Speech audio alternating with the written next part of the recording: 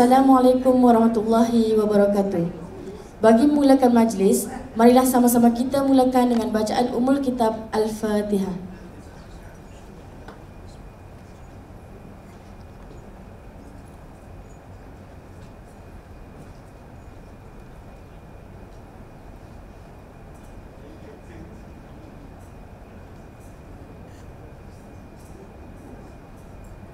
Yang berusaha, Puan Suhaila binti Abdul Rahman, Pengerusi Puspanita Cawangan Kecil Perpustakaan Negara Malaysia. Yang berusaha, Puan Junaidah binti Rosli, Naib Yang di-Pertua Kelab PNM. Yang teristimewa, panel jemputan kita yang dihormati Ustazah Isfadiah Muhammad Dasuki, Pengarah Akademi Keluarga Fitrah, Barisan AJK Puspanita Cawangan Kecil PNM, serta yang diraikan Muslimin Muslimat sekalian. Merah menyala si bunga raya, biarkan ia mekar di sana. Izinkan saya mula bicara agar manfaat diperoleh bersama. Sabda Rasulullah SAW maksudnya, apabila kamu melalui yakni bertemu dengan taman-taman syurga di atas muka bumi ini, maka hendaklah kamu berhenti untuk menikmati hasilnya. Lalu sahabat pun bertanya, apakah dia taman-taman syurga tersebut? Rasulullah berkata, majlis-majlis ilmu. Hadis riwayat Tirmizi. Alhamdulillah, bersyukur kita kehadrat ilahi kerana dengan limpah rahmat dan keizinannya dapat kita berkumpul lagi pada hari ini dalam satu program ceramah yang bertajuk Wanita Berkerjaya Penghuni Syurga. Secara umumnya, wanita bekerja bukanlah perkara baru. Ummul Mukminin yang pertama, Sayyidatina Khadijah radhiyallahu anha, merupakan seorang tokoh korporat yang berjaya. Sebelum menjumpa penceramah, bolehlah kita berkenal-kenalan dahulu dengan wanita yang berjiwa besar ini. Ustazah Isfadiah Muhammad Dasuki merupakan seorang penceramah selebriti terkenal, pendakwah, perunding motivasi dan penulis. Wanita yang berasal dari Negeri Sembilan ini adalah graduan ijazah sarjana muda dalam kursus ilmu wahyu dan kemudian menyempurnakan sarjana dalam bidang psikologi pada tahun 1998. Merupakan graduan dan mantan pensyarah di Universiti Islam Antarabangsa Malaysia.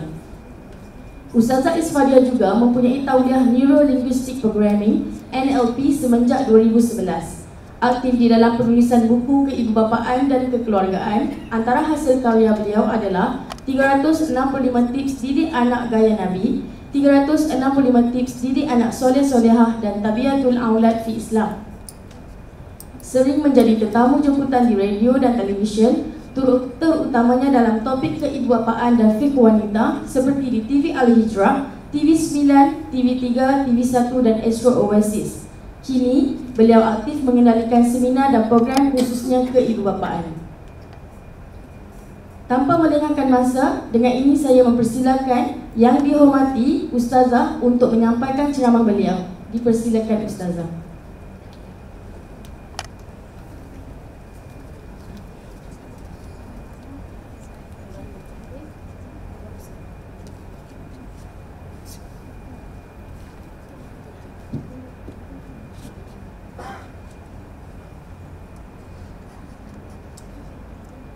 Assalamualaikum warahmatullahi wabarakatuh. InsyaAllah ini memang confirm puasa. Alhamdulillahilladzi arsala rasulahu bil huda wa dinil haq liyudhhirahu 'ala dini kullih wa kafa billahi syahida. Wassalatu wassalam ala Rasulillah wa ala alihi wa sahbihi wa mawala. Saya mohon izin untuk berdiri. Boleh kan? Sebab rasa macam sebab saya rentah aje. Okay, pertamanya saya ucapkan terima kasih kepada Puan Fahia. Pak ya. Puan ke? Oh, insya-Allah ingat macam sekolah menengah lagi. Muda Okay, terima kasih atas aluan-aluan. Cuma tu memang ramai orang selalu ingat saya asal daripada Negeri Sembilan. Saya asal Selangor tapi kelahiran saja Negeri Sembilan. Lahir je. So IC saya 05. Tapi asal negeri Selangor, mak ayah saya askar, ibu saya jururawat. Waktu tu memang mereka kena bertugas di situ. Itu ialah keluar saya di sana. Tapi saya kemudian 2 tahun saja kembali semula ke Negeri Selangor. Dan ayah saya bukan Datuk Dusuki Ahmad, bukan juga Ustaz Dusuki Rani, bukan. Ayah saya dah arwah dah, Wak Dasuki, bekas askar sangat garang. Yang kita alu-alukan alhamdulillah, Puan Suhaila, Puan Junaida, dan seluruh warga Puspanita, Perpustakaan Negara Malaysia. Ini first time saya sampai kemari, rasa macam tenang aja gitu. Seronok lah macam nak bekerja kat sini juga. Best ke bekerja kat sini? Tenang lah. Jam macam mana Jam? Oh Jam, itu sama lah, saya dekat Ampang pun Jam juga. Baik puan-puan yang dikasihi, hari ini tajuk dia luar biasa sebab kita nak menyelami tentang wanita-wanita yang bekerja. Dia berkejaya, kemudian dia adalah penghuni syurga. Baik, tak lengkap rasanya kalau kita sebut pasal syurga ni kita mesti refer pada Al-Quran ataupun hadis. Sebab tak ada siapa di sini yang pernah sampai ke syurga, betul tak? Setuju ya? Ada. Ada dah sampai ke syurga? Tak ada kan? So jadi macam mana ni? Kita sebut syurga, tapi tak pernah sampai ke syurga, tak pernah tahu pun pasal syurga. Itulah dia sifat orang beriman. Sebab orang yang beriman ini tak semestinya dah nampak depan mata baru kita nak beriman. Tak guna lah nak beriman macam tu. Masya Allah, tengok tu ada rostrum dah pula, ada laptop dah lagi. Dia library ni dia macam tu ya, buat teknikal pun kena tahu. Okay, terbaiklah. Baik, jadi bila kita sebut syurga, nak tak nak dia kena refer sama ada hadis ataupun Al-Quran atau kedua-duanya. Hantar apabila pengacara majlis kita, Puan Baiyah, dia bagi tahu, dia kata antara taman-taman syurga itu adalah majlis ilmu. Mana tahu? Daripada Rasulullah sallallahu alaihi wasallam, Nabi yang cakap. Dan Nabi kata, man salaka tariqan yaltamisu fihi ilman sahalallahu lahu bihi tariqan ilal jannah. Barang siapa yang dia merentas satu jalan supaya dia dapat menambah ilmu pengetahuan dia atau demi ilmu, sahalallahu lahu, Allah akan mudahkan baginya tariqan ilal jannah, jalan ke syurga. Jadi ini salah satu daripada usaha kita. In other words, kalau nak senang dekat akhirat, kita kena selesaikan urusan-urusan kita, atau kita kena tempah, atau kita buat persiapan di dunia masa hidup lagi. Kalau di dunia seminggu, 2 minggu, tapi dah mati pun tak dapat, tak ada peluang. Maksudnya sebelum kita mati, dan pentas kita untuk beraksi tu adalah di dunia. Baik, bila sebut berkenaan tentang wanita berkerjaya penghuni syurga, saya teringat ada satu hadis baginda Nabi Muhammad SAW. Dia dah kupas dah berkenaan dengan wanita berkerjaya penghuni syurga ini masa zaman Nabi lagi. Apakah sabda baginda? Sadatun nisa ahlil jannah arba'ah.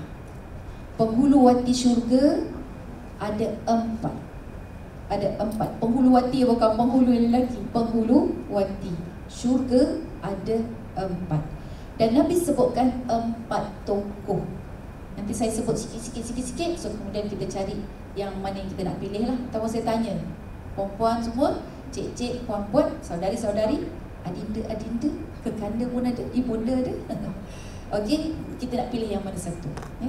Nabi sebut yang pertama adalah Sayyidatina Khadijah bintu Khuwailid. Fatimah bintu Muhammad, anak dia kepada Fatimah sendiri. Kemudian Maryam, Sayyidatina Maryam, dan kemudian Asiyah, isteri kepada Fir'aun. 4 penghulu wati. Meaning to say, Nabi dah tahu dah, Allah bagi tahu dia confirm masuk syurga. Sayyidatina Khadijah, Sayyidatina Fatimah, Sayyidatina Asiyah, Sayyidatina Maryam. Mari kita tengok background dia. Sayyidatina Khadijah, dia adalah tokoh korporat atau saudagar, business women. Dan bukan itu saja, dia wanita berkerjaya yang berkahwin. Dia telah berkahwin dan mempunyai berapa orang anak? 7 Nabi. Sayyidatina Khadijah 6 orang anak, 4 perempuan, 2 lelaki. So 4 perempuan semua hidup survive. Yang lelaki meninggal dunia, of course ada hikmahnya kan. Okey, jadi itu kita tahu. Dan bukan sahaja dia wanita berkerjaya, business women, dia ada family, dia ada anak. And in fact, Nabi sendiri mengakui daripada banyak-banyak isteri, Sayyidatina Khadijah aja yang bagi anak pada dia. Okey. Seterusnya yang kedua, Sayyidatina Fatimah.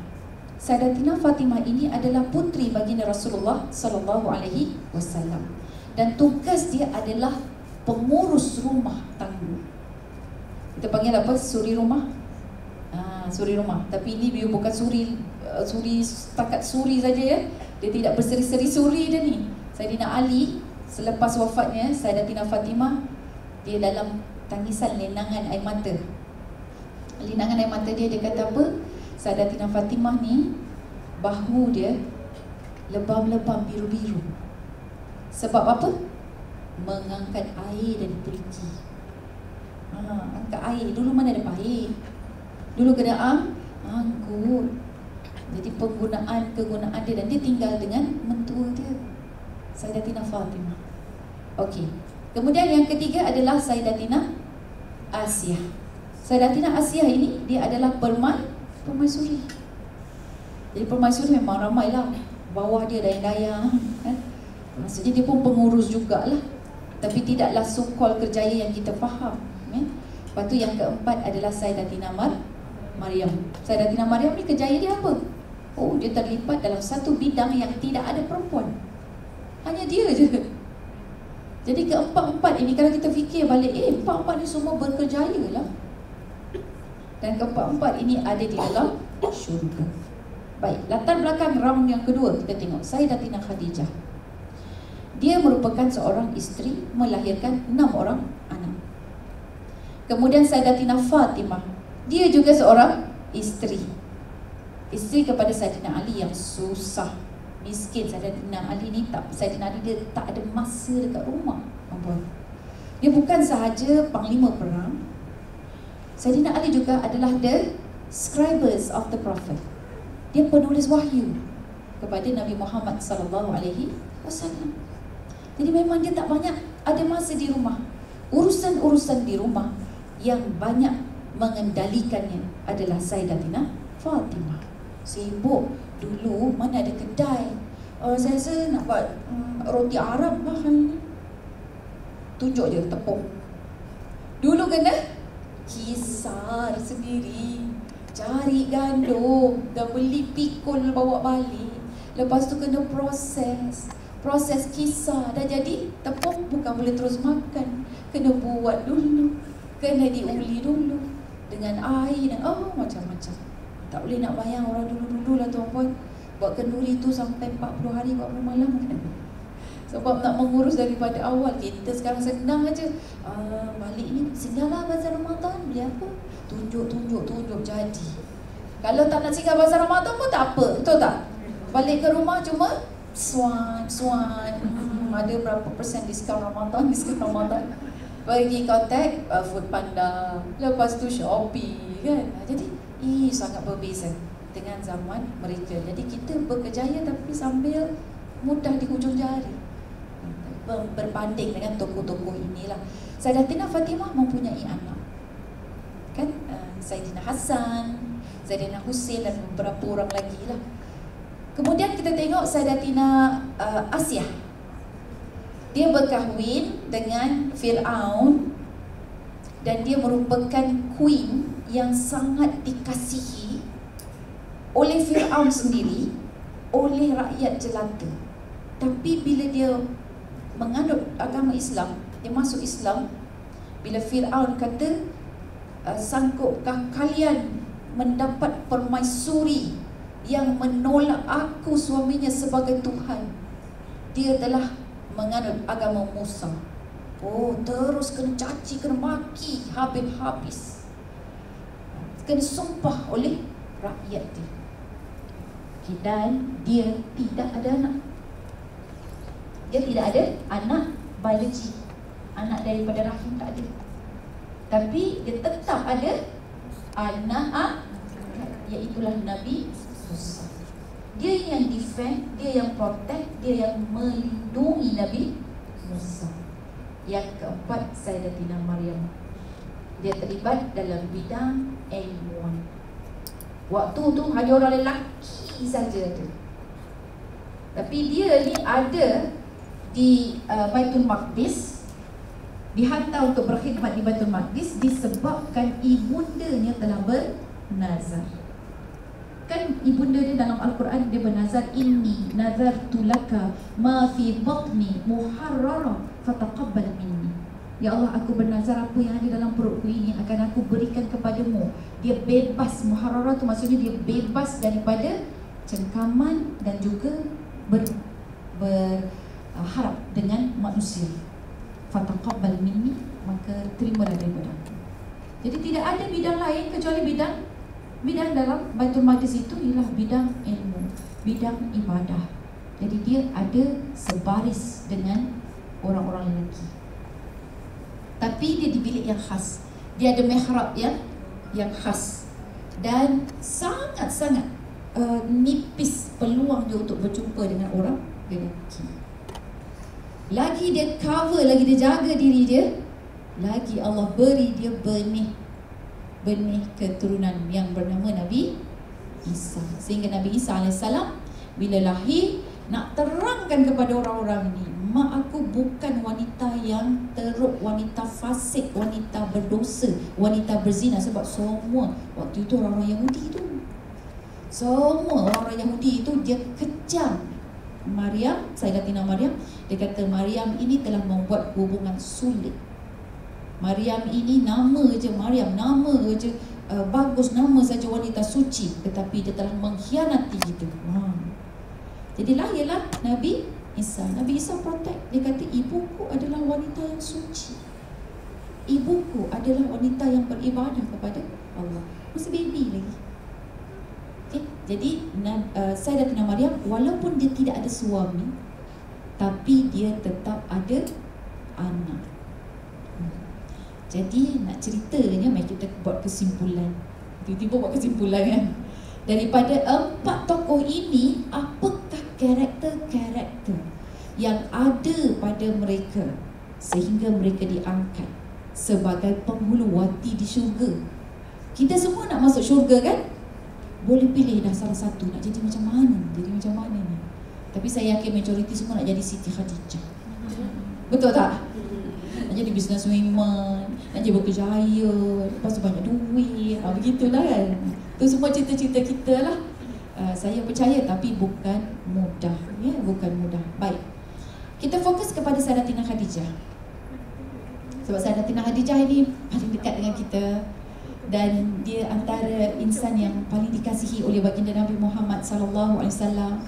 Dia merupakan isteri yang paling dicemburui oleh Sayyidatina Aisyah radhiyallahu anha. Dia kata rugi betul dia tak dapat jumpa Sayyidatina Khadijah ni. Macam manalah rupa Khadijah. Dia kata benda yang paling dia macam terkilan lah. Tapi semua adalah qadarullah kan, takdir Allah. Dia teringin sangat nak jumpa Sayyidatina Khadijah.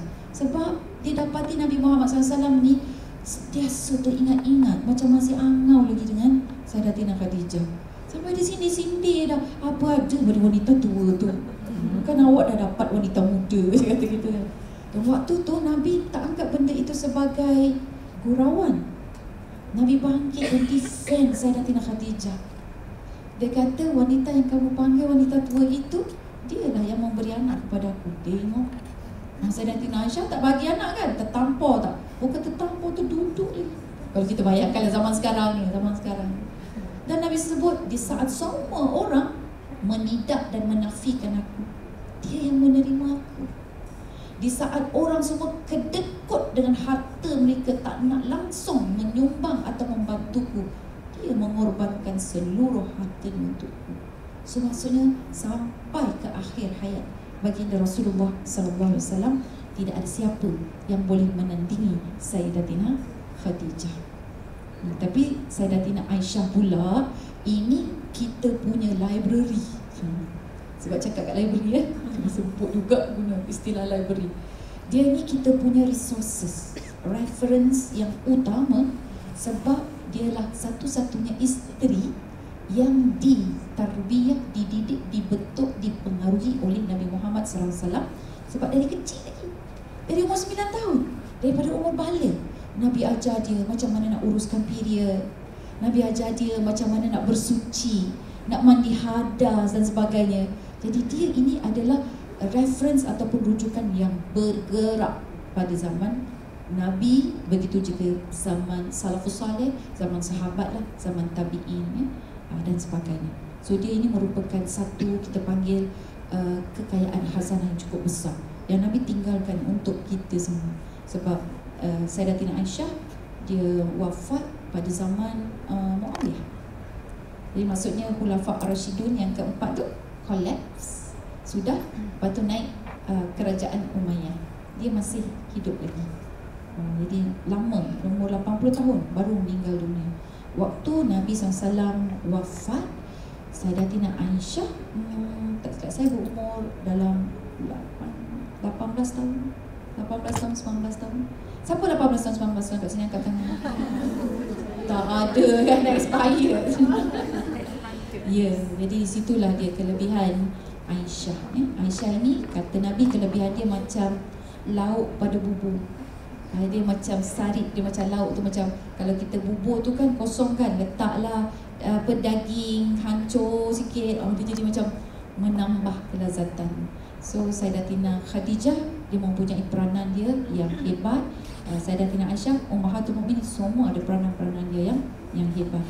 Okay, by the way, diorang ini yang masih hidup selepas wafatnya Nabi tidak boleh dikahwini oleh sesiapa. Itu pun salah satu hikmah dia. Kenapa? Adakah hebat sangat Nabi kita? Tidak boleh dikahwini. Itu kerana mereka milik umat. Milik umat, jadi Ummahatul Mukminin. Kita panggil dia pun Ummul Mukminin, ibu kepada orang beriman. Bila dia berkahwin lain, nanti akan bercampur pengajaran, pendidikan atau didikan yang diberi oleh baginda Nabi dengan suami baru. Jadi sebab tu dia tu sanggup, mereka sanggup untuk tidak berkahwin. Sebab dia tahu bila dia menjadi isteri kepada Muhammad, Nabi Muhammad, Rasul kita, lepas kalau dia meninggal dunia, Nabi wafat, dia tak boleh kahwin. Dia orang tahu. Okey, jadi di situ kelebihan-kelebihan dalam Islam. So kembali balik kepada wanita berkejaya. Sayyidatina Khadijah, saya bagi 5 sifat dia, so that dengan 5 sifat ini kita try our best untuk imitate ataupun kita copy. Fake it until you make it. Itu kan kata-kata. Right. So kita try, kita buat sampai kita boleh jadi. Sebab ini adalah penghuluwati syurga. Sebab kita nak dibangkitkan, dibangunkan bersama dengan mereka, orang-orang yang meninggal dunia. Kelak semasa dibangkitkan, dia akan dibangkitkan dengan orang-orang yang dia cintai. So sudahkah kita mencintai Nabi Muhammad SAW, mencintai Sayyidatina Khadijah? Rasa rindu juga nak tengok macam mana Sayyidatina Khadijah ni kan. Dia punya kelunakan, keberanian dia, ketegasan dia. Subhanallah. Okey, baik, Sayyidatina Khadijah ini nombor 1, dia adalah wanita yang bijak. Walaupun dia bijak, tapi dia track kebijaksanaan dia. Bukan dia lahir-lahir tiba-tiba dah genius. Dia dalam kesibukan dia sebagai business woman, dia ada banyak harta.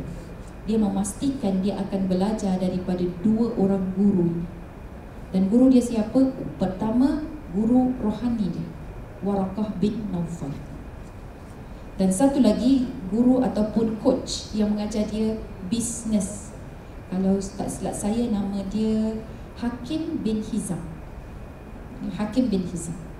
So 2 inilah guru dia yang mengajar dalam bidang masing-masing.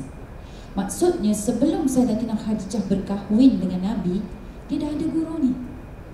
Dan Sayyidatina Khadijah dia tahu rumus waktu tu memang sangat hebat, kuat. Semua orang tahu akan datang Rasul akhir zaman. Sayyidatina Khadijah pun tahu. Sebab tu dia berpegang kepada agama Hanif. tidak pernah sekali pun dia menyembah berhala. Dia refer pada agama Nabi Ibrahim, Nabi Ismail. Nabi Ismail asal usulnya kat situ kan, dekat Mekah. Dia ajar orang macam mana nak melakukan haji dan sebagainya. Siti Hajar kan di situ. Kita berlari sa'i Safa ke Marwah, itu tapak tempat Sayyidatina Siti Hajar berlari. So Nabi Ismail dia yang mengurus, yang manage, dan dia mengajar tentang fadilat atau kaedah bagaimana nak melakukan haji. Tapi telah diselewengkan kemudian-kemudiannya, sampai semuanya itu dia tawaf dalam keadaan bokil. Jadi dia orang dah selewengkan ajaran tersebut. Maka ada sebahagian kelompok kecil saja yang masih berpegang dengan agama Hanif. Jadi antaranya adalah Sayyidatina Siti Khadijah. Setengah orang kata, Ustazah kalau sebut Sayyidatina tak sebut Siti, Sayyidatina Khadijah je. Sebab Siti tu asalnya dia daripada Sayyidatina. Kalau Sidi datang daripada Sayyidina. Jadi dia nak cepat, Sayyidatina, Sayyidatina, Sayyidatina, Sayyidatina, Sayyidatina. Dia macam lambat sikit, Sayyidatina, sampai 4 tu nak sebut. Jadi dia nak sebut senang, ada Siti. Siti. Kalau yang lelaki dia sebut Sidi, satu dengan dal, satu lagi dengan ta. Kalau ada dangding dangtut versi Arab, Hadi-Wadi Sidi Muhammad Al-Bughdadi Syalu Wahatuhu Kulhu Fi Hadi. Jadi dia Sidi Muhammad tu maksudnya kepada Nabi Muhammad sallallahu alaihi wasallam. Baik, jadi kita cerita balik, Sayyidatina Khadijah ini dia ada dua guru. So dalam kerjaya, kalau memang benar-benar kita serius, kita kena ada guru. Dan guru itu mesti dua bidang, guru dunia dan guru akhirat. Sayyidatina Khadijah tunjuk lagi dah, kedua-dua ini kemungkinan tak boleh nak bercampur. Guru yang mengajar kita akhirat, tidak semestinya dia itu pintar dalam keduniaan.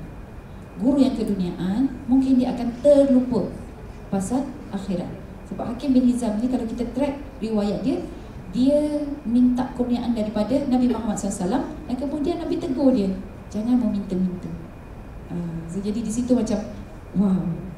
Yang Hakim bin Hizam pun pernah ditegur oleh baginda Rasulullah sallallahu alaihi wasallam.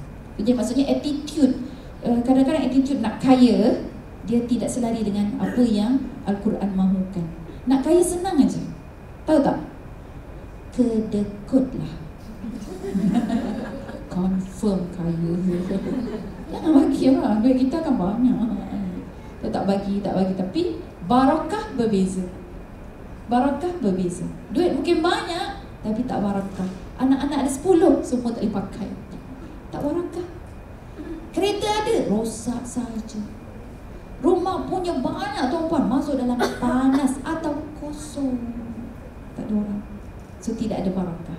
Barakah ini satu benda, tapi ziyadatun fil khair. Dia ada kebaikan yang bertambah-tambah. Rumah besar, mak bapak mentua pun tak datang. Mak bapak sendiri pun orang kata tak diserik, tak nak datang lagi dah. Jadi di situ perbezaan antara barakah dengan kaya. Jadi kita jangan takut kaya. Kalau ada peluang kaya, kaya. Tapi jangan kedekut ataupun bakhil. Sifat orang yang bertakwa antaranya adalah mereka ni akan berinfak, yunfikun alladzina yunfikuna fis sarra'i wad dharra. Dia akan sentiasa memberi, berinfak. Infak, once kita sebut infak, dia termasuk yang wajib lah. Nafkah adalah infak. Tengok dia punya word dasar, kata dasar dia nafaqah, infak dan nafkah. Jadi yang wajib pun kena bagi, yang sunat pun kena bagi. Yang wajib tu nafkah bagi lelaki, zakat bagi lelaki dan perempuan sebagai seorang ayah. Settle yang wajib je dulu. Banyak-banyak sedekah. Sedekah yang wajib itulah yang paling Allah suka. Kalau dalam banyak-banyak solat fardu itulah yang paling Allah suka. So settlekan apa yang Allah suka terlebih dulu. Okey, pertama, so tengok diri kita ada tak guru. Sampai muhasabah. Sebab kita nak masuk syurga kan? Okey, selesai. Yang kedua, Sayyidatina Khadijah ini dia digelar Tahirah. Tahirah. Nabi Muhammad SAW digelar daripada kecil Al-Amin. Sayyidatina Khadijah ada gelaran juga. Sebab memang orang-orang Arab, lagi orang-orang Quraisy kan, sebab dia adalah satu bangsa yang berkepimpinan. Jadi bila ada berkepimpinan, dia suka gelar menggelar. Jadi gelar menggelar ini menjadi satu turning point ataupun motivasi, inspirasi untuk mereka lebih ke hadapan. Dan mereka menggelar Sayyidatina Khadijah ini, dia ada beberapa gelaran. Tahirah. Tahirah tu maksudnya apa? Ya, suci. Taharah tu sahaja. Ya, betul. Tapi Tahirah adalah seorang wanita yang suci. Dan suci itu menurut riwayat boleh jadi dua makna. Ada dua makna. Yang pertama, Sayyidatina Khadijah dia tidak pernah melibatkan, sebab dia business woman, urusan dagangan dia dengan menjual produk-produk yang haram, produk-produk yang tak elok. Dulu mana ada haram halal lagi kan? Tapi berpegang kepada agama Hanif, yes, ada benda-benda yang akan dijauhi. So Sayyidatina Khadijah tidak pernah berurus niaga produk-produk yang haram atau produk-produk yang boleh mendatangkan mudarat kepada orang lain. Jadi kerana bersihnya dia punya produk, ya, orang gelar dia Tahirah. Kau beli kat mana ni? Dari Tahirah. Oh, kita nak berurus niaga dengan siapa? Tahirah. Yang kedua, dia digelar sebagai Tahirah kerana Sayyidatina Khadijah tidak akan turun padang dan dia tidak akan bergaul dengan lelaki. Maksudnya kalau ada urusan yang melibatkan dia dengan lelaki, dia akan sangat menjaga pergaulan dan maruah dia. Masa Nabi Muhammad SAW menjadi manager dia, dia kan bawa dagangan Sayyidatina Khadijah. Dan lepas balik itu, urusan kira-mengira Nabi Muhammad SAW dengan sahabat dia yang lain, dia berada di luar rumah. Sayyidatina Khadijah ada dalam rumah. Dan waktu tu Sayyidatina Khadijah tanya, nak berapa yang upah yang aku perlu beri padamu? Nabi diam je. Sebab Nabi malu nak minta. Kalau kita 10,000 okey tak? Bonus puan, bonus elang. Nabi malu sangat nak minta. So jadi berurusan dia tu berurusan di luar rumah. Dulu macam tak nampaklah tirai-tirai lagi waktu jahiliah tu kan. So jadi Sayyidatina Khadijah di dalam rumah. Dan Nabi Muhammad SAW malu sangat nak minta allowance dia atau portion dia. Jadi di situ kita lihat Sayyidatina Khadijah ni dia sangat jaga pergaulan dia. Dan Sayyidatina Khadijah ini kalau memang perlu berurusan juga dengan lelaki, dia akan kontak Hakim bin Hizam, wakil dia. Nama untuk dia kepo-kepo depan lelaki tak ada. Untuk dia pula ya depan lelaki tidak. Ya Allah, ya, macam mana nak jadi tu? Tu pun di syurga tu tahu. Jadi itu gelaran yang dia dapat Tahirah. Maksudnya kalaulah kita wanita berkejaya, yang pertama tadi kena ada ilmu, kita boleh upgrade kita punya skill. Yang kedua, wanita-wanita berkejaya kalau betul nak masuk syurga, dengan kejayaan kalian jagalah maruah. Maruah ini boleh difahami tiga P. P yang pertama pergaulan tadi. P yang kedua adalah penampilan kita. Jadi penampilan kita ini mesti sederhana tuan-puan. Jangan terlalu mencolok mata. Betul ke mencolok? Ke menjolok? Mencolok mata. Orang perpustakaan ni kena betul bahasa. Betul kan kalau saya silap ya? Dan pakaian itu pula jangan terlalu dull sampai orang ingat kita berkabung sepanjang masa. Jadi pastikan kita keluar daripada zon kabung. Orang boleh bezakan ini zon dia ni berkabung ataupun dia tidak dalam berkabung. Kerana apa? Kerana orang Islam, khususnya kaum wanita, kita adalah duta Islam. Bila kita berjalan, orang tengok ni orang Islam, ni orang Islam. Cuba jalan masing-masing, masing-masing dalam keadaan busuk, masing-masing dalam keadaan selekeh. Apa orang akan kata Islam? Islam itu selekeh. Dia tak sebut wanita-wanita ni selekeh. Itu kalau di direct lah kan. Tapi kalau secara umum dia nampak Islam itu selekeh. Islam itu tak cantik. Islam itu dull. Jadi kita kena lihat. Kalau kita orang kata nak berpenampilan, kita tahu kita ini sedang mewakili Islam, dan bila kita mewakili Islam, kita mewakili Allah dan Rasulnya. Sebab tu perempuan yang kena tutup aurat. Lelaki tak ada. Senang aja je. Kalau dari jauh lagi kita nak zoom, mana orang-orang Islam, tengok je lah perempuan-perempuan betul tu. Kenal kan? Lelaki tak boleh. Oh kot sama, mungkin tak ni sama macam orang asli. Oh kulit dia sama orang asli. Ni orang asli, orang Bumi Putra, orang Bumi Putra. Jadi boleh tak boleh kenal. Kalau yang sepit mata sikit, ni orang Cina dia tu. Lagi yang kulit gelap sikit, ini orang India. Jadi dia tak kenal menurut agama. Tapi kalau kita kaum wanita, tengok saja nyonya-nyonya, dia kata yang ini nyonya, yang orang Islam ni orang Islam. Dia kenal kita atas nama Islam sebab kita menutup aurat. So itu menandakan bahawa betapa Allah value kita sampai kita dijadikan ikon, sampai kita dijadikan duta. Sebab tu kaum wanita, bila kita bekerja, kita mesti tegas perempuan. Tegas, jangan sampai ada pergaulan bebas. Penampilan kita adalah penampilan yang lembut, lunak, sedap pada mata, memandang, sejuk pada hati. Dan satu lagi adalah perkataan. Kan bahasa melambangkan bangsa kan. Jadi bahasa yang kita pilih tu, kalau dok mencarut macam kan, jadi dia nampak tu peribadi orang Melayu macam tu. Ni yang paling best ni. Baru-baru ni kan ada cerita pasal tangkap halwat tu kan. Nampak muka saya macam makcik bawang. Perempuan, saya baca lah komen-komen tu. Bila mangsa tu dia macam, dia defend lah. 3 jam tu apa yang dia buat lah, bla bla bla bla bla gitu kan. So tengok komen netizen, ada yang siap buat jadual dalam tempoh 3 jam tu. Apa aja yang dia boleh buat, gitulah kan. Tapi yang menariknya ada satu komen.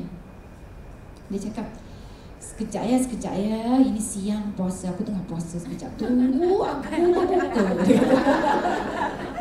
So maksudnya dia tahu dengan puasa itu dia kena jaga bahasa dia, pertuturan dia. Subhanallah, mudah-mudahan dia ni Allah angkat jadi orang-orang yang bertakwa. Dia kata tunggu dia kata, aku akan kembali. Tak apa hati dia nak cakap je dah.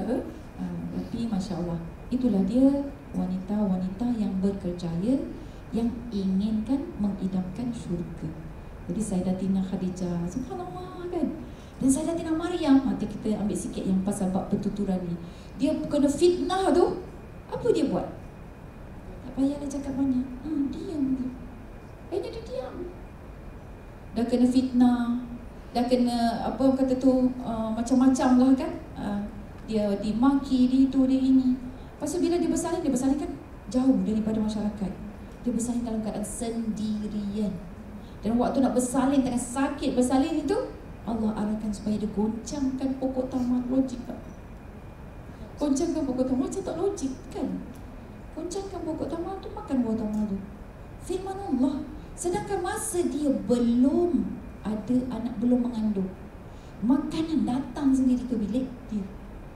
Kenapa dah mengandung nak bersalin, Allah tak nak bagi makanan depan dia hidup.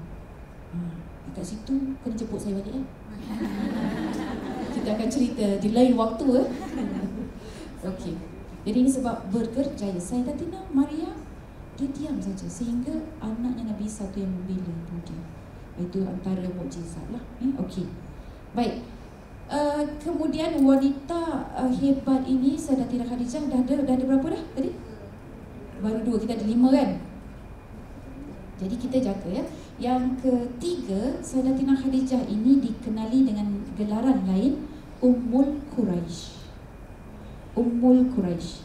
Saya tahu ni jarang dengar ni, betul tak? Pernah dengar tak? Silap. Banyak baca buku kau, you all tak tahu lah.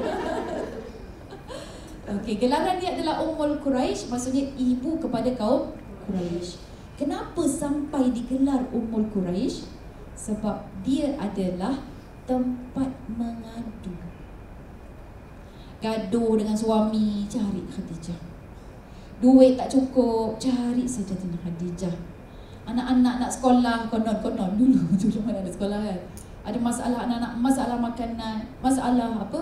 Dulu biasanya cuaca ke kan, masalah kehidupan, dia akan datang jumpa dengan Sayyidatina Khadijah. Sehingga kan Sayyidatina Khadijah ini dia siapkan dekat dia punya rumah ni. Sebab rumah Sayyidatina Khadijah dia dekat beliring bukit kat Marwah. Bukit Sofa dan juga Bukit Marwah. Sekarang ni dia dah ratakan, dijadikan tempat sa'i. Ada sebahagian kata dia exactly dekat luar. Sebab dulu kan kedai-kedai kawasan tu dia dekat dengan tempat sa'i. Kalau siapa yang pernah pergi ke tahun 80-an, 90-an ke Tanah Suci, saya tahun 90 saya sempat menjejaki ke Tanah Suci. Jadi masih ada lagi bayang-bayang gerai-gerai dekat tempat sa'i tu. Jadi boleh nampak dah kan, panggil suruh beli stokin lah, beli itulah beli ni. Sekarang dah tak ada dah. Sekarang dia kawasan itu lapang, tempat kita untuk sa'i. Dan kalau kat luar tu tempat orang sembahyang ataupun orang berdiri kat situ lah, sebab dia macam halaman kan, dataran yang besar, dataran yang luas. Okey. Jadi rumah Sayyidatina Khadijah dia turun ke bawah. Dia satu tingkat atas, kemudian turun ke bawah. So bawah ni ialah tempat dia menyambut tetamu, bilik dia dengan Nabi, ada mihrab Nabi juga, kemudian ada bilik anak-anak dia. Jadi di bahagian atas tu dia bahagi dua. Satu platform perniagaan. Jadi orang-orang kalau nak beli, itu adalah kedai dia lah. Dan satu lagi, di kawasan itu disediakan, kalau apa yang saya baca, dia ada tanda dicat dengan warna hijau. Jadi bagi mereka yang berkeperluan, mereka akan duduk dekat situ. Maka antara aktiviti harian Sayyidatina Khadijah dan juga Nabi Muhammad SAW adalah untuk membantu orang-orang yang memerlukan, siapa yang duduk di situ. Kalau macam kita sekarang ni macam ada Baitul Mal, itulah. Dulu mana ada bank semua kan. Jadi dia macam satu institusi yang diasaskan oleh Sayyidatina Khadijah. Nama dia adalah Ummul. Sebab tu gelaran dia Ummul Quraisy. Kalau sekarang gelaran-gelaran kita Tan Sri, Puan Sri, Datuk dan semua macam itulah.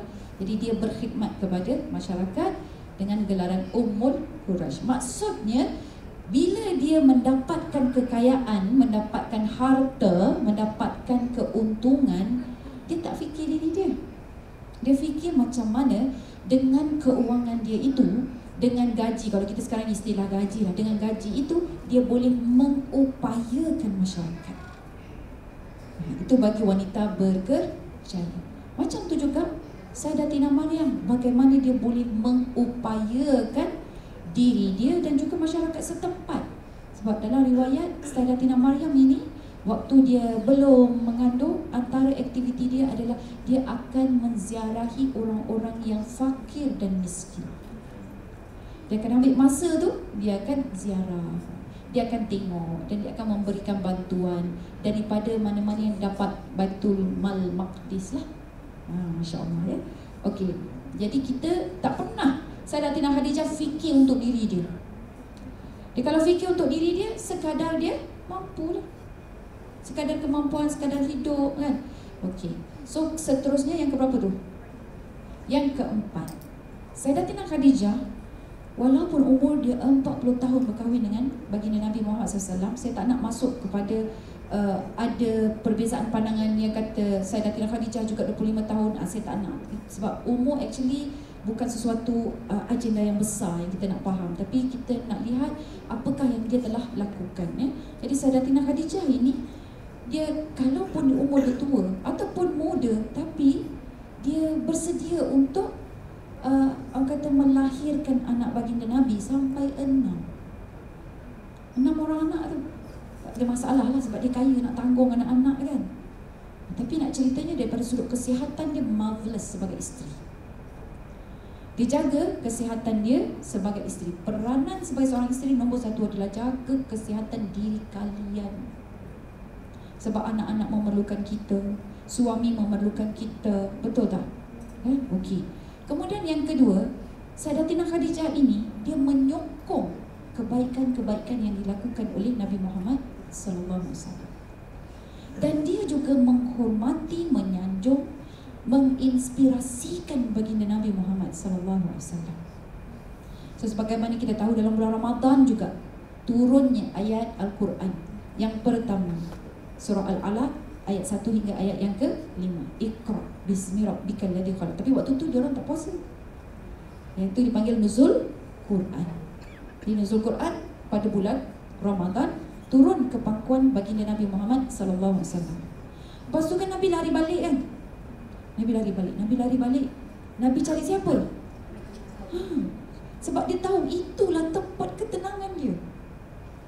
Terus bayangkan kita macam nak hilang nyawa. Contohlah nak accident.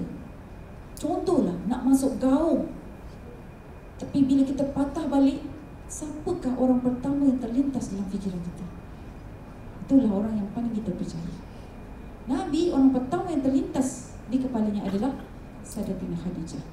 Balik itu disebut Zammiluni. Selimutkan aku. Dan Sayyidatina Khadijah selimutkan. Dan selimutkan tu barulah Nabi cerita. Nabi pun mengadu apa yang dia alami. Sampai Nabi sebut, aku ni nak binasa lah kot Khadijah. Itu bahasa nak tukar ke bahasa kita. Aku ni mungkin nak binasa lah. Dan saya terfikir, kalau kita, isteri-isteri sekarang ini berada di sebelah Nabi kan, Nabi balik macam tu, kita akan cakap apa? Itulah bang, duduk kat Gua Hira lama sangat. Kan jembalan gua dah ikut. Cuba abang duduk kat rumah senang-senang, apa masalah? Nak naik tu punyalah susah. Saya lagi pernah nak bawa makanan, nak bawa tipet, nak pergi jemput abang. Gitu. Saya datang Khadijah kan dia pajak tahu dia naik. Dia bagi bekalan pada Nabi tu. Dia punya, apa kata tu, supportnya dia. Ya Allah, very supportive. So kalau kita cakap, ni nak pergi lagi depan ni. Pergi lagi. Tu cuma abang bersampuk, abang nasib abang selamat. Tapi Sayyidatina Khadijah tak ada tau. Ya Allah, dia punya dialog dia tu. Dia kata apa? Wahai suamiku, mustahil Allah akan mengapa-apakan engkau. So saya translate ikut yang saya ingat ya, saya faham. Engkau adalah peribadi yang sangat mulia. Akhlakmu ini sentiasa disebut-sebut oleh orang ramai. Engkau merupakan orang pertama yang menyatukan mereka yang bergaduh dan bertengkar. Engkau lah yang akan membantu dulu ibu tunggal yang kelaparan. Engkau menyantuni anak-anak yatim. Ya Allah, apa yang Sayyidatina Khadijah sedang buat? Dia sedang senaraikan kebaikan-kebaikan suami dia. Sangat petah. Kalau kita, sekejap, tunggu 30 minit, nak senaraikan. Nak cari dulu. Yang ini memang dah ada dalam kepala Sayyidatina Khadijah. Dah terus lancar keluar. Jadi maksudnya memanglah dia isteri Nabi. Nabi kan baik ustazah. Ya, betul. Tapi kalau dapat isteri-isteri yang tak baik, tak guna juga. Nabi Lut, Nabi Nuh, isteri dia, Allah sebut sebagai pengkhianat. Dia adalah isteri-isteri hamba-Ku. Itu dalam Al-Quran. Allah sebut. Hatta isteri kepada hamba-Ku pun tak boleh nak selamatkan dia. Dekat akhirat besok, tak boleh nak selamatkan. Walaupun yang berada di samping dia, yang tidur sebantal, yang duduk bawah sebumbung juga, makan minum mungkin segelas sepinggan, ya, yang berhubungan intim adalah Rasul. Tapi tidak ada jaminan seorang Rasul boleh selamatkan isteri dia. Tapi Sayyidatina Khadijah ini subhanallah, kan dia memuji, dia menyenaraikan. Jadi istilah lain psikologinya kan, kau buat sebelum kita cubit suami kita tu, sapu-sapu dulu. Sapu-sapu tu sebut kebaikan-kebaikan dia dulu, barulah cubit. Contohnya malas nak flush toilet. Bang, abang tahu tak, abang kau pakai baju ni bang, handsome, singgah. Lepas tu saya suka sangat abang selalu committed istiqomah buang sampah. Abang kalau bawa kereta tu macu sangat. Satu je bang, flush tolong, baru cubit. So jadi macam seolah-olah kita jangan bila marah dekat pasangan ke apa ke, psychologically yang kita boleh belajar daripada Sayyidatina Khadijah, hormati pasangan kita di samping tunjukkan mana yang dikurang. Boleh buat tu.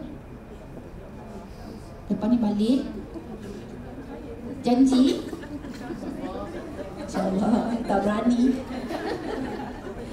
Balik, salam, cium tangan suami. Boleh? Macam biasa dah buat. Dah biasa dah selalu buat Tak, tapi ni bukan esok, bukan lusa ya. Balik je. Bang.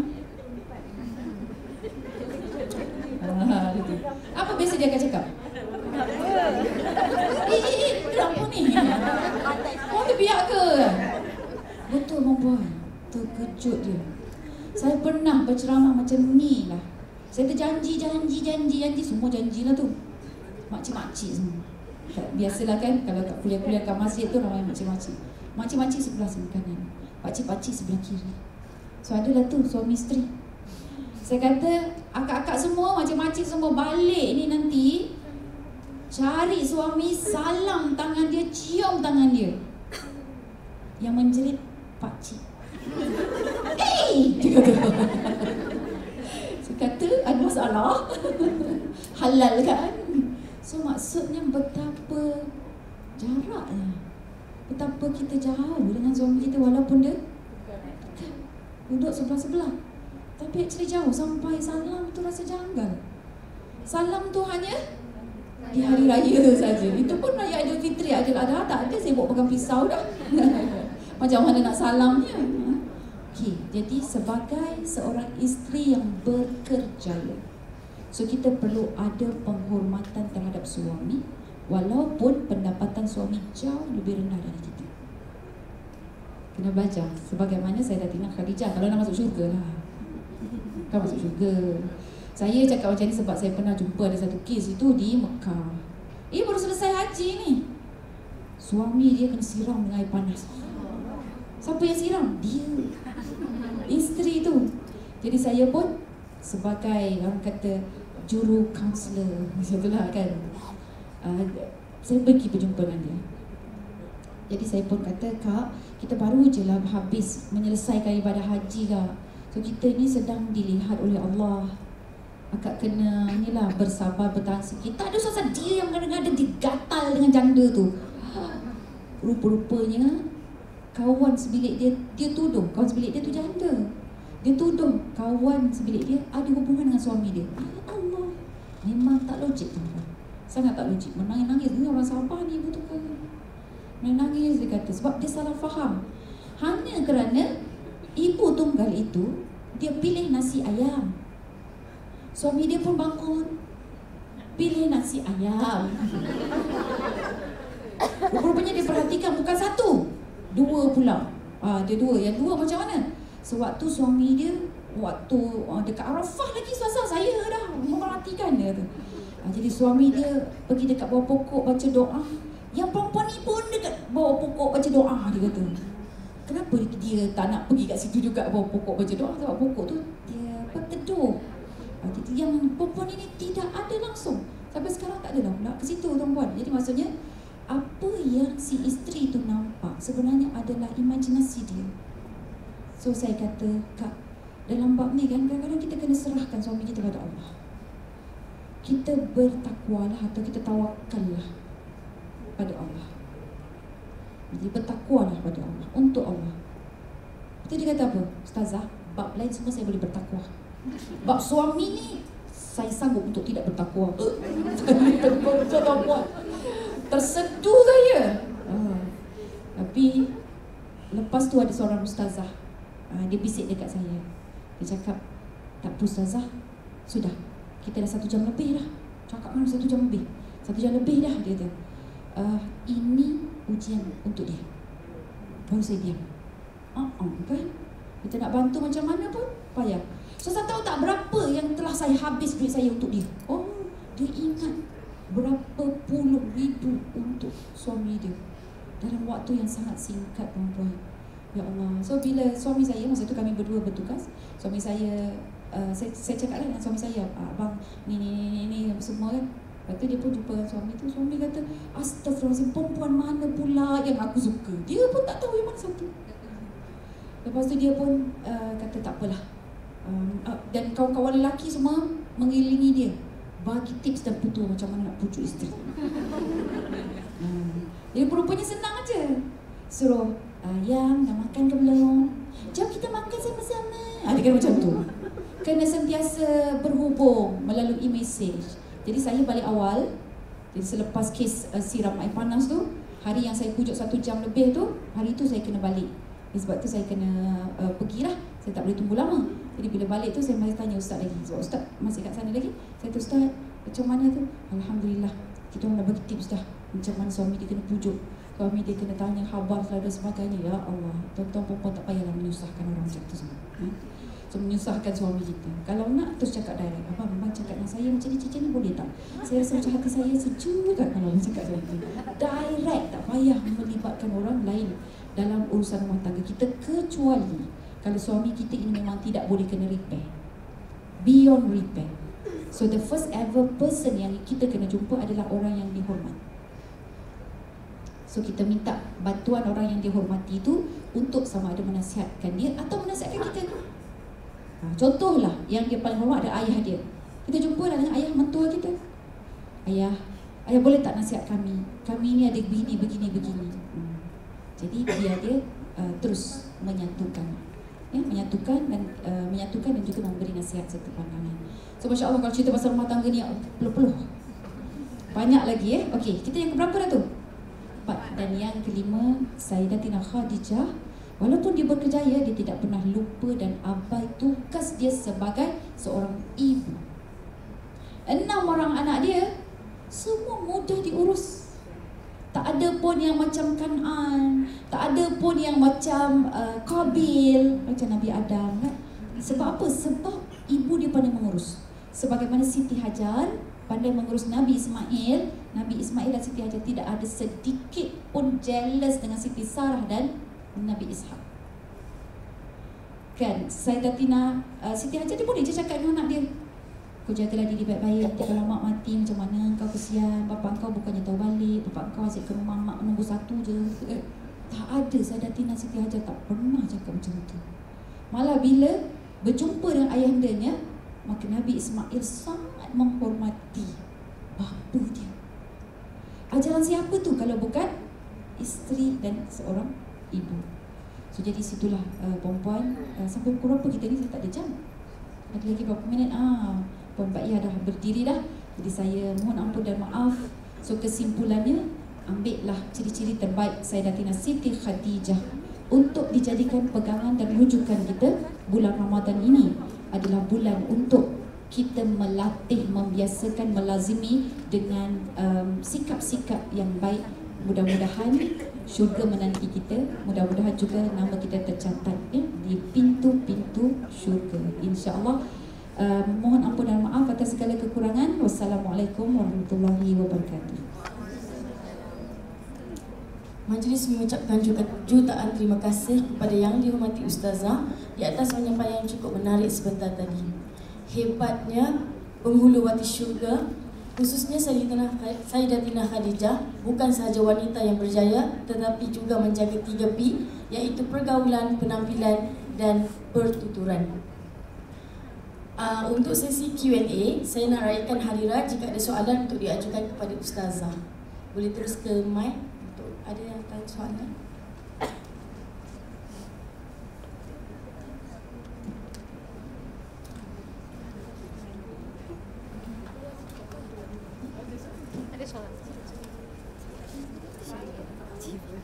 Terbaik Puspanita ni. Bismillahirrahmanirrahim. Assalamualaikum Tazah. Saya ada soalan, 2 soalan saya nak tanya. Sebagai wanita bekerja dan isteri dan perlu PJJ dengan suami, bagaimana sebagai isteri sambil bekerja nak tambah saham akhirat apabila berjauhan dengan suami, sebab masa untuk berkhidmat pada suami itu terhad, sebab sedangkan suami adalah ladang pahala dan syurga bagi seorang isteri. Dan yang kedua, adakah isteri yang berkerjaya berhak menuntut nafkah lebih, sebab ada istilah ni, duit suami itu duit adikku dan duitku adalah duitku, sedangkan isteri yang berkerjaya itu tidaklah berkhidmat sepenuhnya kepada suami. Terima kasih. Baik, terima kasih atas soalannya. Jadi yang pertama adalah PJJ. Boleh tak bagi tepukan sikit kepada sahabat kita ni? Very responsif Puan, dia baguslah ya. Kita berada dalam majlis seremoni untuk soal jawab, tu tanya untuk menambahkan ilmu sebab as-soal babun as-soal miftahul ulum. Ya, soalan itu adalah kunci kepada ilmu pengetahuan. Baik, nombor 1 berkenaan dengan PJJ. Sebagaimana saya sebut tadi, Siti Hajar dengan Nabi Ibrahim pun PJJ kan. Okey. So persoalan dia macam mana kita nak berbakti. Nombor 1, doakan. Doakan suami kita. Itu yang paling penting dan paling diperlukan oleh suami. Kemudian yang kedua, kita lihat di mana salah satu daripada sifat wanita yang akan dilambai daripada semua pintu syurga adalah fa'idha ghaba anha hafizathu. Kalau kamu tidak ada di sisinya, dia akan menjaga bagi pihakmu. Wanita-wanita ini adalah wanita yang dipanggil oleh Nabi sebagai kanzun. Kanzun adalah perbendaharaan, iaitulah almar'atus salihah. Fa idza ghaba anha hafizathu. Kalau kamu tidak ada di sisinya, maka dia akan menjaga bagi pihakmu. Jadi menjaga bagi pihak, dia ada 4 benda yang kita kena jaga. Nombor 1 adalah diri sendiri. So itu maruah kita. Jangan bagi orang lelaki lain masuk ke dalam rumah kita. Sekarang bukan lelaki lain, tu friend-friend tu kan. Friend-friend ke dalam media-media sosial ya. Jadi itu pun orang-orang lelaki yang kalau suami kita tak suka XX ke, kalau suami tak suka jangan libatkan. Tapi kalau suami kata okey kawan je kan, dia bagi trust, so hold that trust. 1. Kemudian yang kedua yang perlu kita jaga adalah harta yang ditinggalkan kepada kita. Mana mungkin dia bagi belanja pada kita kan, so urus dengan cara yang baik. Okey, yang ketiga adalah anak-anak. Ada anak-anak yang itu yang kita jaga, akhlak dia tu paling utama. Yang dapat ABC itu kemudian. Yang pertama adalah akhlak anak-anak itu. Kemudian yang keempat yang perlu dijaga adalah silaturahim dengan keluarga suami. Jadi itu 4 perkara yang dipanggil sebagai wal mar'atu ra'iyatun fi baiti ba'liha. Wanita-wanita ini dia adalah pengurus di rumah suaminya yang akan ditanya nanti tentang apa yang diurus. Jadi soalan-soalan kita dekat akhirat besok berkaitan tentang hubungan ataupun rumah atau urusan sebagai isteri ya. Macam mana kita selesaikannya. Baik, dapat dah tu? Itu soalan pertama. Soalan yang kedua, berhak tak isteri yang bekerja meminta nafkah? Benda tu wajib kamu. Jadi duit dia, duit kita tak semestinya. Duit portion nafkah itu je yang duit kita. Duit lain, duit dia juga. Kan, jadi dia mesti ada portion nafkah, bukan semua harta dia itu adalah milik kita, tidak. Jadi portion nafkah itu yang paling utama tertakluk pada apa yang disyariatkan. 3 benda. Nombor 1, rumah. Nombor 2, pakaian kita.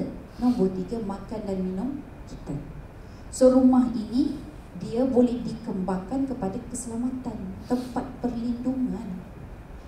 Makan minum diumpamakan juga tentang tahap kesihatan. Dan kemudian pakaian kita itu adalah maruah kita. So macam mana nak jaga maruah? Kemahiran ke apa ke kan? Jadi pendidikan. So yang itu suami kena ambil berat. So 3 benda ni je. Dan harta dia itu adalah sesuai mengikut nafkah yang dia kena bagi pada kita itu perlu sesuai pada kadar kemampuan dia. Kadar kemampuan dia. So kalau ikutkan kita ni anak orang kaya. Dulu kita ada pembantu rumah. Kalau ikutkan si suami ni kena sediakan pembantu rumah juga sebagaimana wali dia dulu jaga dia. So jangan ada beza sangat. Tetapi seandainya wanita itu bersedia untuk berkahwin dengan suami dia yang tak pernah berurusan dengan pembantu rumah, atau dia boleh dia kaya tapi dia tak suka ada orang luar dekat dalam rumah dia. Contoh, ada kan suami macam tu kan? Dia kata nanti kita tak ada privacy, dia kata. So ikut kita. Kalau kita kata, abang saya rasa macam saya nak juga pembantu rumah, boleh tak dia datang sekejap? So berbincanglah. Berbincang. So ikut budi bicara masing-masing. Dan memang ada ada limit ataupun ada dia panggil huraian tentang nafkah tu apa sahaja. Contohnya baju setahun kena berapa kali wajib? Puan tahu. Berapa kali? Puan senyap. Berapa kali? Dia tak tahu pun. Cuba tanya suami kita, tahu ke tak? Saya bagi jawapan, puan-puan balik cuba tanya, Bang, kalau ikut yang wajib setahun berapa kali ya nafkah pakaian untuk isteri? Confirm tak tahu. Sebab kita tak berapa menyelami benda tu. Yang tahu kita sebut nafkah. And then bila sebut nafkah, kita ingat semuanya nafkah. Itu yang silap. Sebab tu kita kena tahu apa sebenarnya exactly nafkah. Cover untuk makanan, cover untuk rumah, cover untuk pakaian. Jadi di situ juga kalau demam ke apa ke, mungkin ubat-ubatan dia. So jangan minta lebih. Sibuk pula minta duit poket. So kalau dia dah bagi 3 tu, cukup dah. Dia sudah menjalankan tugas dia. Boleh cukup lagi Ustazah sebab duit poket tak ada. Zaman Nabi juga tak ada duit poket. Maksudnya selama mana dia boleh menguruskan. Dan seandainya si suami ni, dia tak belikan baju, dia tak belikan makanan, barang dapur pun tak beli, rumah pun dia pakai kita punya nama contohlah kan. Jadi dia bagi duit saja. Kita yang uruskan. Rumah nak beli kat mana kan, kita yang uruskan sebab dia bagi duit. Jadi pengurus. Okay, puan faham ya? Alright. So kalau kita ada duit, suami kata, awak dah ada duit, itu nafkah untuk awak lah. Salah. Boleh report ke pejabat agama. Cakap kita bukan report pejabat agama nak bercerai. Report pejabat agama bagi tahu, betul ke buat bodoh sikit? Betul ke nafkah macam ni? Suami saya kata tak boleh. So nanti dia akan panggil suami kita. Sebab kita nak didik suami kita, siapalah kita? Kan, yang nak mendidik tu yang ada authority. Yang ada authority itu kita semua. Wahai member Puspa Wanita, perkasakan jabatan agama. Bagi dia besar sikit kan. Bukan kita nak sibukkan dia, tak. Tapi wibawa dia tu perlu ada. Kalau dulu-dulu kita mengadu kat Tok Penghulu, dulu-dululah. Takut suami kita dengan Tok Penghulu. Sekarang Tok Penghulu pun tak tahu mana hulu dia, mana hilir dia. Tak nampak. Kan? Jadi wibawa itu sudah tidak ada. Okay, kalau kita, of course, tanggungjawab untuk mendidik kita adalah suami. Jadi dengan kata lain, isteri masih lagi, walaupun dia bekerja, tetap saya kata dia hukumnya wajib nafkah, tetap tanggungan suami. Kecuali kita cakap dengan suami kita, abang, saya rasa gaji saya lebih banyak daripada abang. Tapi cakap jangan nampak sombong sangat. Saya rasa gaji saya lebih banyak. Kalaulah saya uruskan yang 4 rumah. Alhamdulillah. So di sini maksudnya kita sudah tanazul, kita turunkan hak kita, gugurkan hak kita. Boleh. Tapi kena sebut, jangan saya senyap je macam faham. Tak faham dah. Tak ada. Kena fahamkan kepada dia. Bang, duit rumah ni duit saya tau bang. Abang nak buat macam mana? Ada 3 pilihan. Pertama, saya belanja abang. Yang kedua, abang berhutang dengan saya. Atau yang ketiga, separuh-separuh. Pinjam. Sebab itu dia punya hak eksklusif. Jangan dirampas hak eksklusif itu daripada suami kita. So 3 tu tetap bagi dia. Sebab bila dia ada hak eksklusif tu, tangan dia akan menjadi tangan yang di atas. Tangan yang atas lebih baik daripada tangan yang menerima. Tangan yang memberi lebih baik daripada tangan yang menerima. So once you buat macam tu, dia punya wibawa, kepimpinan dia, keyakinan dia akan ada lebih, terjamin lah. Kalau tak dia, alah itulah mak kau habis sengaja, aku pun malah cakap diam. Dengar cakap mak. Jadi macam tu. Jadi kita tidak mau memandulkan kejantanan kaum lelaki perempuan. So bagi dia wibawa sedikit. Minta maaf lah sebut dengan kata-kata yang tu. Saya tak larat dan jantung saya perempuan.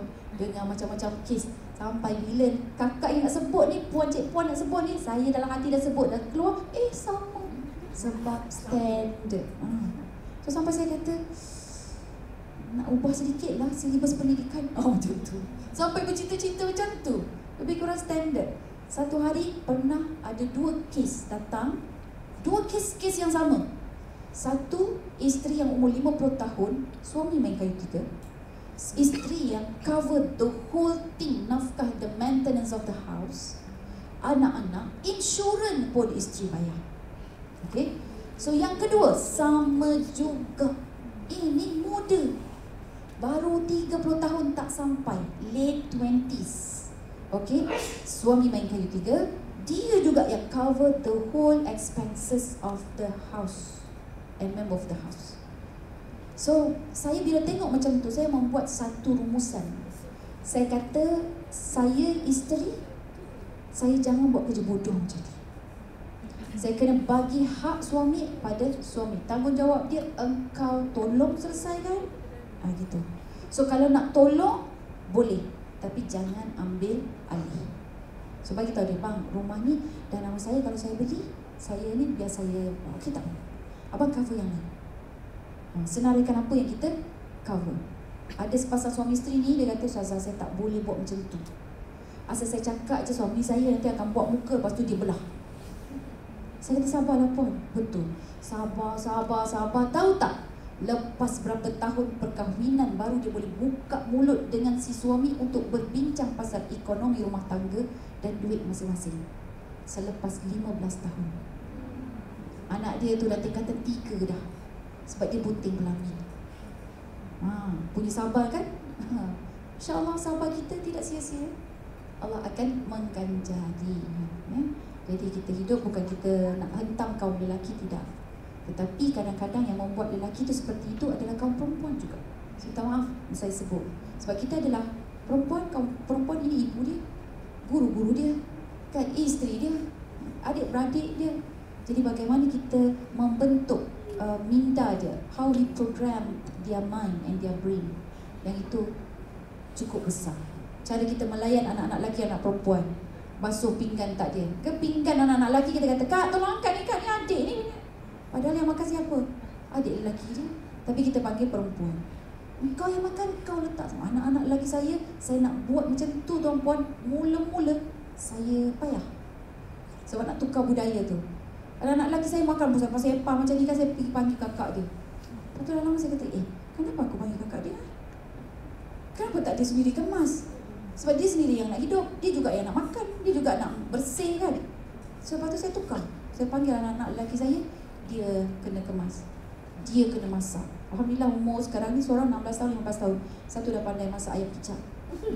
Satu dah pandai lah untuk goreng telur ke apa ke kan.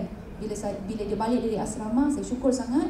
Kami semua tak ada dekat rumah, dia kerjakan dapur saya sampai licin berkilau. Sebut aja basuh tandas, cuci tandas. Memang disental-sentalnya. Tak adalah main siram-siram lepas tu tinggal, tak ada. Alhamdulillah kuat menyental sebab sekolah dia pun ajar macam tu. Kena masak, kena itu, kena ini. Tu saya kata nak tukar je silibus. Wallahu'alam. Alhamdulillah, berakhir sudah sesi Q&A kita. Rasanya dah terjawab semua persoalan melalui tajuk kita pada hari ini. Dipersilakan Ustazah untuk kembali ke tempat duduk.